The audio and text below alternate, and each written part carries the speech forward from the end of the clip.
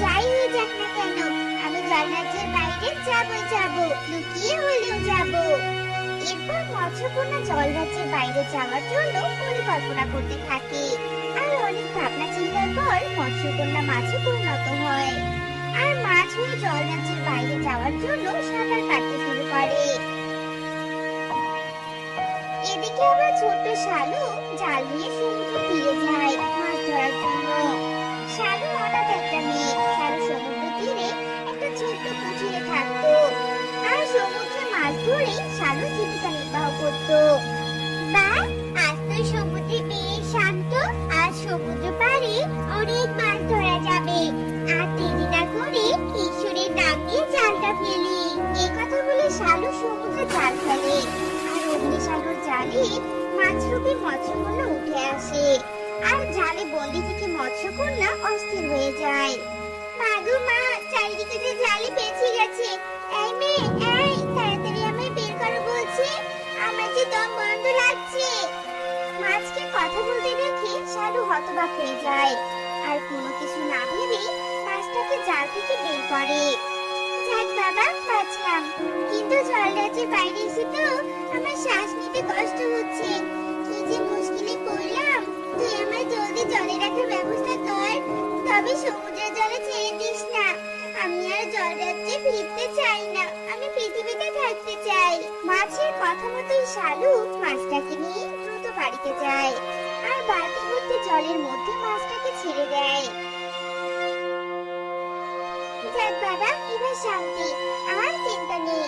অবশেষে আমি জলরাজ্যের বাইরে আসতে পারলাম। এই মেয়ে, খাবার মতো তাকিয়ে কি দেখছো? তুমি তো দেখছি আস্ত বোকা।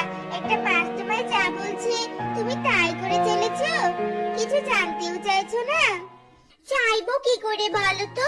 আমি তো তোমার কথা বলা দেখে হতবাক হয়েছি। এতদিন ধরে সমুদ্রে মাছ ধরেছি, অথচ আজ অব্দি আমি কোনো মাছকে কথাই বলতে দেখিনি। তবে তুমি কথা বলছো কি করে? আরে বোকা মেয়ে, আমি তো আর অন্য ৮-১০টা মাছের মতো সাধারণ মাছ নই। আমি তো একটা মৎস্যকন্যা। মৎস্যকন্যারা শুধু কথা বলতেই জানে না, জাদু শক্তিও জানে, বুঝেছো? দাঁড়াও, তোমাকে আমার জাদু শক্তি দেখাচ্ছি। এই কথা বলে মাছটা মুখ দিয়ে দুটো সোনার মুদ্রা বের করে আর এই দেখে শালু অবাক হয়ে যায় আর সোনার মুদ্রা দুটো হাতে তুলে নেয়। সত্যি তো, তুই দুইটা সোনার মুদ্রা?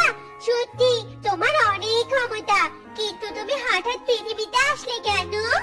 শখের বশে, আসলে জলরাজ্যে থাকতে থাকতে বিরক্ত হয়ে গেছিলাম, তাই তোমাদের পৃথিবীটা একটু দেখতে এলাম। যাকগে, আমার ফাঁদে পড়ে তো আর আজকে মাছ ধরতে পারলে না। এবার যাও, এই সোনার মুদ্রা দুটো বিক্রি করে বাজার সদাই করে আনো, যাও। মাছের কথা মতোই শালু সোনার মুদ্রা দুটো নিয়ে শ্যাকরার কাছে যায় আর সোনার মুদ্রা দুটো শ্যাকরার হাতে দিতে যেন শ্যাকরার মাথায় বাজ পড়ে যায়। এ আমি কি দেখছি রে শালু? এ তো দেখছি কুকুরের পেটে ঘি। কি ব্যাপার রে শালু? সামান্য একজন জেলেনি হয়ে তুই এই সোনার মুদ্রা কোথায় পেলি?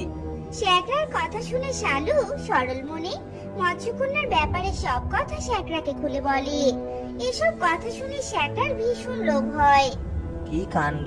শালুর কাছে মৎস্যকন্যা আছে আর শালু মৎস্যকন্যার সাহায্যে সোনার মুদ্রা পেয়েছে। তবে তো ওই মৎস্যকন্যাকে আমার ভীষণ দরকার। তবে শালুকে সেটা বুঝতে দেওয়া যাবে না। নিজের চোখে সবটা দেখে কৌশলে মৎস্যকন্যাকে আমার করে নিতে হবে। আপাতত শালুকে বিদায় করি। এসব চিন্তা করে শ্যাকরা সোনার মুদ্রা দুটো নিয়ে শালুকে টাকা দেয়। কিন্তু শালু টাকা নিয়ে চলে না গিয়ে শ্যাকরার বাক্সের উপরে থাকা পুতুলটার দিকে চেয়ে থাকে। কিরে শালু, আবার মতো চেয়ে আছিস কেন? টাকা তো দিলাম, এবার বিদায় হ, আমার তো আরো খরিদ্দার আসবে। না মানে কাকা বাবু, তোমার এই পুতুলটাকে দেখছিলাম। তোমার পুতুলটা তো ভারী সুন্দর গো। এ কথা বলে শালু চলে যায়। পরের দিন সকালবেলা শ্যাকরা সেই পুতুল নিয়ে শালুর বাড়িতে গিয়ে উপস্থিত হয়। সকাল সকাল চলে এলাম রে শালু তোর মৎস্যকন্যাকে দেখতে। আর দেখ, তোর পছন্দের পুতুলও সাথে করে নিয়ে এসেছি। এই নে তোর পছন্দের পুতুল। আর তোর মৎস্যকন্যাকে একটু দেখা তো। পছন্দের পুতুল পেয়ে শালু ভীষণ খুশি হয় আর শ্যাকরাকে নিয়ে মাছরূপে মৎস্যকন্যার কাছে যায়। কাকা বাবু, এটাই হলো আমার মৎস্যকন্যা। আর এই মৎস্যকন্যাই তো কাল আমাকে আমায় সোনার মুদ্রা দুটো দিয়েছিল। তুই আমাকে পাগল পেয়েছিস নাকি? একটা মাছকে দেখিয়ে বলছিস মৎস্যকন্যা। না, তোর মৎস্যকন্যাকে বলতো আবার সোনার মুদ্রা দিতে। শেখরার কথা শুনে মাছরূপী মৎস্যকন্যা বেশ ক্ষেপে যায় আর সঙ্গে সঙ্গে মুখ দিয়ে দুটো স্বর্ণ মুদ্রা বের করে দেয় আর বলতে থাকে, তুমি আমার অস্তিত্বকে অবিশ্বাস করো তাই না? তবে দেখো আমি কিভাবে মুখ দিয়ে স্বর্ণ মুদ্রা বের করলাম।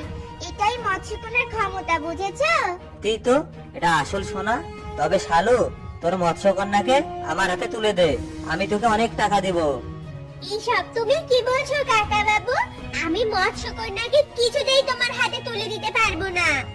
শালুর কথা শুনে শেখরা ভীষণ রেগে যায় আর শালু কিছু বুঝে ওঠার আগেই শেখরা শালুর গলা টিপে ধরে আর শালুকে মেরে ফেলে।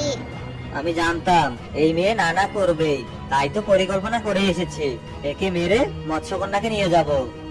এরপর শেখরা মাছরূপী মৎস্যকন্যাকে নিয়ে তার বাড়িতে ফিরে যায় আর শেখরার এমন রূপ দেখে মৎস্যকন্যা ভীষণ রেগে যায়। শয়তান মানুষ, তুই আমাকে পাওয়ার জন্য একটা বাচ্চা মেয়েকে হত্যা করেছিস, আবার আমাকে বাড়িতে এনে টাঙ্গায় ফেলে রেখেছিস। ছেড়ে দে বলছি আমাকে। চুপ কর বোকা মৎস্যকন্যা, তোকে ছেড়ে দেওয়ার জন্য কি আমি এত নাটক করে ধরে আনলাম নাকি তোকে? কথা না বাড়িয়ে সোনার মুদ্রা দে বলছি।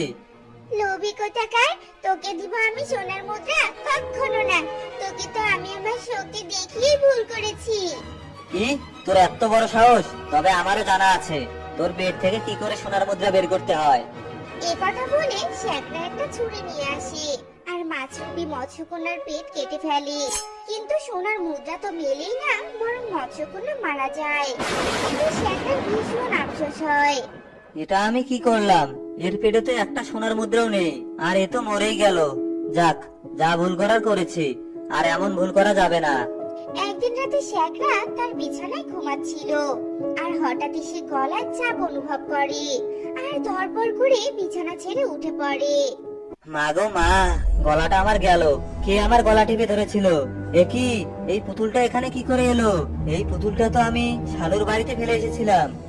আমি প্রতিশোধ নিতে এসেছি আর সেভাবেই প্রতিশোধ নিব যেভাবে তুই মৎস্যকন্যা আর নিষ্পাপ মেয়েটাকে হত্যা করেছিলি। কি বলছো এসব তুমি? পুতুলের প্রতিশোধ? এই পুতুল, এই তুই কথা বলছিস কি করে? আর তুই আমাকে হত্যা করবি মানে কি? তুই তো আমারই পুতুল। চুপ কর শয়তান, আমি তো পুতুল ছিলাম, তবে এখন আর নেই। আমি মৎস্যকন্যার আত্মা, বুঝেছিস? আমি পৃথিবী ভ্রমণে এসেছিলাম আর তোর খপ্পরে পড়ে আমি প্রাণ দিতে হলো। আর আমি আমার প্রতিশোধ নিতে পুতুলের মধ্যে আশ্রয় নিয়েছি। তোকে হত্যা করলে আমার আত্মার শান্তি মিলবে। এই কথা বলে পুতুলটা শেখরার গলা টিপে ধরে আর সেখানেই শেখরা মারা যায় আর পুতুলটাও মুহূর্তে অদৃশ্য হয়ে যায়। তো বন্ধুরা, আমাদের আজকের এই গল্পটি তোমাদের কাছে কেমন লেগেছে তা কমেন্টে জানাতে ভুলো না কিন্তু।